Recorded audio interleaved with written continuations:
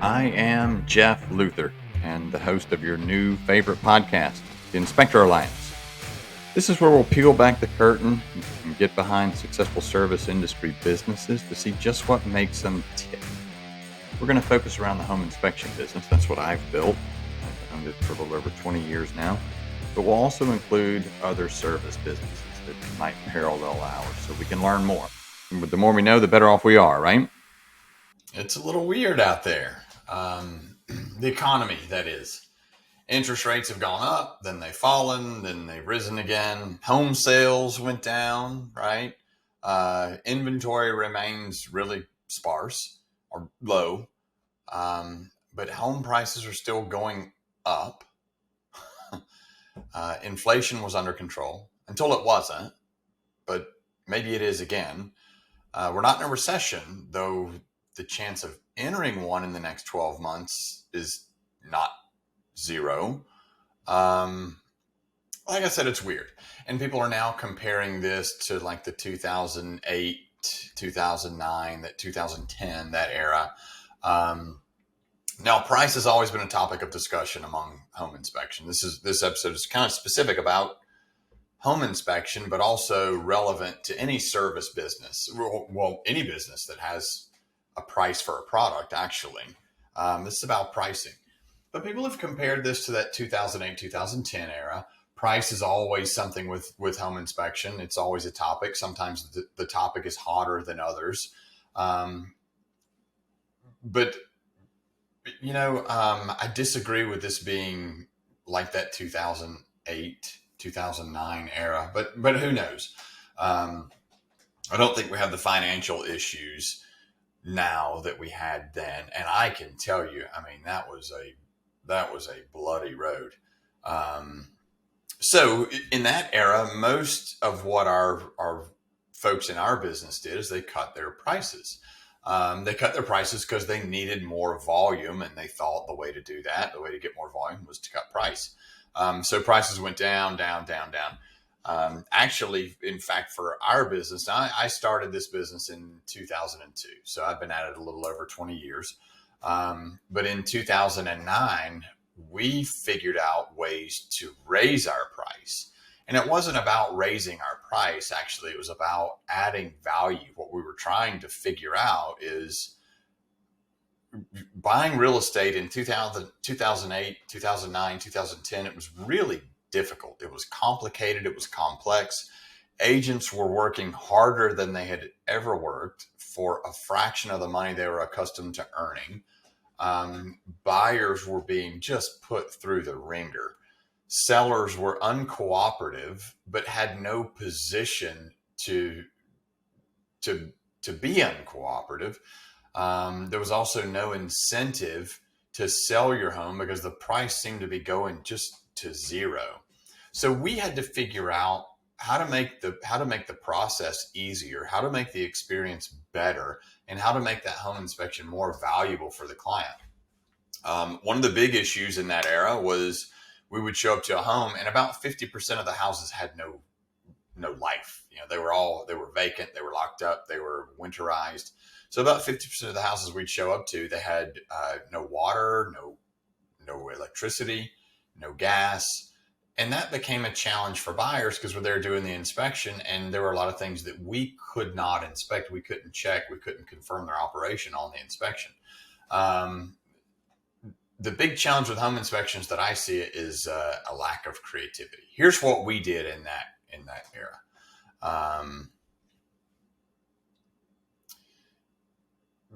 Trying to figure out how to add value. There was no power. So we went out and bought generators. We bought 10,000 watt generators so we could backfeed power into homes. We developed a way to have water to the house. One of the things that we did, I'm not proud of this. One of the things that we did was we created jumpers. We built these jumpers that we could screw onto the water meter, or actually the water meter connection, because the water meters were gone. They'd been removed, but we created these jumpers and built them to connect to the water lines so we could turn water onto the house. And we did it, and it was great, and everybody loved it. Now it was like, wait a second, if there's no water meter here and we're taking the water, it's kind of like stealing, or exactly like stealing. But the big challenge with the home inspection industry is the lack of creativity. Very few of us are willing to add value, and instead we choose to compete on price, or we make an attempt at competing on price. I'll get into that. Actually, I don't think there is a way to compete on price.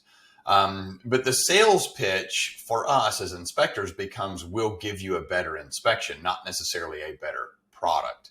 We'll find more stuff wrong with the house is kind of the general marketing ploy or general marketing pitch. I think for the most part, any inspection company that's still in business and has been for a few years is going to be about the same. I think all inspectors are kind of created equal. We follow the same standards. We do the same general inspection. But let's talk a little bit about price relative to today's market. If we compare this to the 2008 era, I'll just say the Great Recession is what they called it. Most folks dropped their prices. We're seeing the same thing in today's market. And when we have an issue with price, like for me and my company, every time we have raised our price historically, of course, inflation, the cost of fuel, anytime that we have had a price increase, the people that create the most noise about it, or the people that we get the most pushback from, it's not the inspectors saying that we charge too much. It's not our outside sales folks. Consequently, it's not even our clients that pay our fee. And it's not even the agents. Most of the time, real estate agents are referring our business, but it's not even the agents that give us the biggest pushback. The biggest pushback comes from the people that are answering our phones. And I don't mean that negatively. I'll say this on both sides of the statement, or both sides of the story, is they have probably one of the toughest jobs in the company. But why do they squeal the loudest? They want to win, right? Or at least the folks on our team do. And when we have an amazing team, and they want to win. They want the sale. When people call our office to book an inspection, they want an inspection. The folks in our office know we're the best in the business. And when someone hangs up and they haven't booked that inspection, then the folks in our office feel like they've failed that person. It's personal to them. They get that rejection firsthand, right? And price is an easy thing to really, an easy thing to determine. People say, hey, well, your prices are too high. So that's an easy objection to get rid of. We just lower our price, right? But for us, our folks are vested. They're really vested in getting that inspection booked. And the folks that answer the phone or the front lines, they've got the responsibility of getting that sale, so to speak, or securing that booking, running all the logistics. So their job is really tough. So what's something that we might hear our customer experience folks say about price? Lower the price, right? And what is their logic? What is their why? Their why is because our prices are too high and we're losing business to our competitors. They're taking our business. It's because our competitors' price is lower than ours. And I know for certain and can document it. I know that people call. I know that our competitors call our office to check our prices pretty regular. So that tells me that we are the leader in our industry. We lead the price. We're the innovators. We are the ones leading our market, or the driver for our market. I would call us the benchmark. All right. So the folks that say that most often are the folks that are answering the phone. Sometimes you hear it from our marketing folks. They want to win too. So let's decide, for the purpose of this podcast, the purpose of this episode, we're going to decide we're going to lower our price, right? First thing, why are we lowering our price? We're lowering our price because we're losing business. We're losing business because our potential customers or our potential clients are booking someplace else to get a lower price. So what do we need to do? We've lowered our price. Now we need to advertise. We need to tell everyone that we've lowered our price, right? How would they know if we didn't advertise? We're going to probably put it on our Instagram page. Maybe we'll put it on Facebook. We might even make it a reason to go to offices, go to the real estate offices, to their sales meeting, to let them know, hey, in light of current events in the current market, we've decided to decrease our prices a little bit. We might do email blasts, anything like that, because lowering the price is good news for the consumer, right? So we want to let them know. And don't think for a second, if you lower your price, that the real estate agents that you work with or have worked with, don't think for a second they're not letting other home inspection companies know that you've lowered your price. So that word gets out pretty quick. All right. So we've lowered our price. We're going to use $700 for our example pricing. $700 is our inspection fee. We'll use that as a round figure. We've been charging that for the last 24 months as a company. And we're going to drop our price by $100. Because if we're going to drop our price, I mean, we really need to drop our price, right? We really need to make a difference. We need to make a noticeable difference so that we get all of that business we've been losing as a result of having prices that are too high. So we drop it by $100. That's about 14.2, not about, it's almost exactly 14.25% reduction in price. So we just reduced our price 14.25% to get it down to $600. Now, remember, I said we've been charging this for the last 2 years. We've been at $700 for 2 years. We get our business back on track. Now we need to get back to that $700 benchmark. We're going to increase our price again, and 14.25%, that's a pretty big sway in price or swing in price, whether you're going up or going down. So we're going to add 14.25%.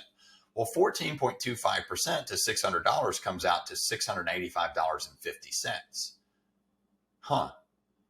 Adding that 14.25% to that lower number doesn't get us back where we were. And I'll add this, it's going to be almost impossible to have a 14% jump in your price overnight. So working back, you're going to claw your way back to that $700. You lower your price by $100, it's going to take a very long time to get that back, in my experience. So we're going to have to add about 17% to that $600 just to get us back to even. A 17% jump in price, that's big. That is not something that goes unnoticed. So let's keep going with the why. Let's go back to the why. Why did we drop our price? We dropped our price because our competitors were taking our business, right? Let's assume all things stay the same. So our competitors are taking our business. We need to drop our price. Everything stays constant with our business. So I'll go through the numbers here. We're going to drop our price because we want to increase our volume, right? Does everyone agree on that? That's why we're doing it, because our competitors are taking our business. So we're going to drop our price to increase our volume, get our volume up. Now, we'll use 15% in a 15% profit margin. That's what I hear mostly throughout our industry. Service businesses are probably closer to the 20-25% mark. Our business is lower than that. I'm not going to tell you what our profit margin is. I don't want to brag, but it's definitely not 15%. We're a little bit lower and lower now just due to market conditions. So we're using 15%. So we're at $700. We have a 15% profit margin. We are netting $105 on every inspection. Some of you are probably way ahead of me already. So for every inspection that we do, every inspection goes out the door, we end up netting out $105. Put that in the pocket of the company, so to speak. And some of you are ahead of me, but I'm going to keep going just for fun. Let's assume that for the previous 12 months, we did 1,000 inspections. That's our run rate, 1,000 inspections annually. And that was before our price adjustment, right? So we're going to have we're going to have a really big increase in volume because we've dropped our price. So that comes out, we did 1,000 inspections. We net 105 per inspection. We're at a 15% profit margin. We had $105,000 in profit, right? That's our run rate for the 12 months running. We profit out $105,000. So we'll just say $105,000 annually. Remember, we cut our price by $100. So now our profit margin is $5. That's what we net. We net out $5 per inspection. So Do you think our little price decrease is going to give us an additional 21,000 inspections a year? We're going to go from 1,000 inspections a year to 21,000. Now, I know we can make the argument that, our volume will increase because we've dropped that price, and our costs will go down because our costs are associated with volume, but not in my company. My costs are fixed. All of our inspectors are all salaried employees. We have all fixed costs. I think we have 27 employees associated with every inspection. So unless we start cutting jobs, which is not an option for us, then we've got to increase our volume to get that same profit margin or profit amount. So I hardly think we're going to go from 1,000 inspections to 21,000 inspections because we cut our price by $100. So that one might not be a good strategy. So let's continue to explore this why. So we've gotten the idea that dropping our price to increase volume is not a good strategy, but we still think it's a good idea to drop our price because we're higher than our competitors and they're taking our business. I've made that statement once already. I've also made the statement that my competitors in my market, they call and check our prices. I know that we're a leader.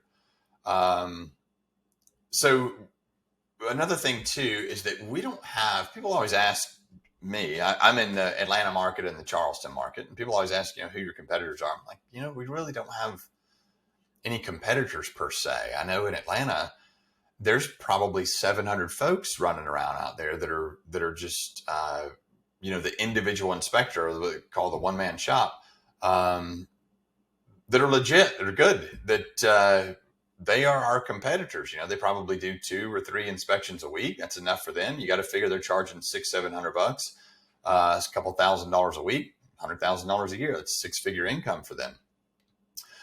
They're more agile than we are. They can adjust quicker than we can. So that's kind of our competitor. Back to the why. Our competitors call us to check price. I've made that statement. Now, what happens when we lower our price because we want to take back some of the market share? So we're going to lower our price to take back our market share because we've been losing market to the people that charge less than us that call and check our prices. You with me? Do you think that they're going to leave their prices the same and just let that additional volume go away? Now, remember, bigger competitor for us is probably the one-man operation, probably 700 of those folks, one-person operation, probably 700 of those folks running around, 2 to 3 inspections a week. Are they going to let one inspection go and not try to go recapture that business? Probably not. They're probably just going to lower their price just below ours again to continue to keep that same market share that they've had. Then what happens? So they lower their price a little bit to keep up with us. Do we lower our price again? Do we race to the bottom? Are we racing to zero? That generally is what happens when we start the pricing war. For us, we've chosen how to figure out how to become more valuable to our clients. We've chosen how to add value to the service of the inspection, to create a great experience with the inspection, both the inspection itself and the process after. And we've chosen how to become more valuable. And in turn, we charge more for our inspection fee because our clients get a lot more value out of it. That has been the way we chose to compete. Price is not a competitive advantage. Price is really driving down the price for everyone. Dropping the price of your product is not helping anybody. Dropping the price of your product is it really takes the fun out of the job. Now we're doing the same amount of work. Theoretically, we're doing the same amount of work for less money, which might impact our attitude towards our job, right? Then in turn, that might impact our performance of our job. The folks that are involved in the business are earning less. So that might make them not as happy to be at work. Is that really helping the end user, helping the client? My argument is no. We've all worked really hard to get our prices up to where they are because we're consultants in this business. And to be perfectly honest, I think we don't charge nearly enough as it is.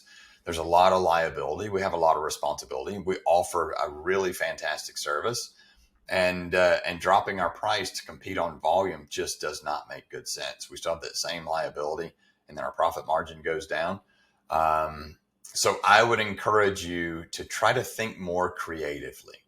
Um, some of the things that we did in the past really helped us keep our fees where they were, but also we continued to be the benchmark in the market. We continued to raise the bar, and we continued to provide a really excellent service for our clients.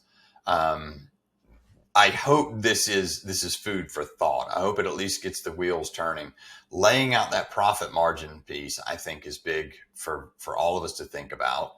And if you like what you heard here, please click that subscribe button, and I will definitely look forward to seeing you next time.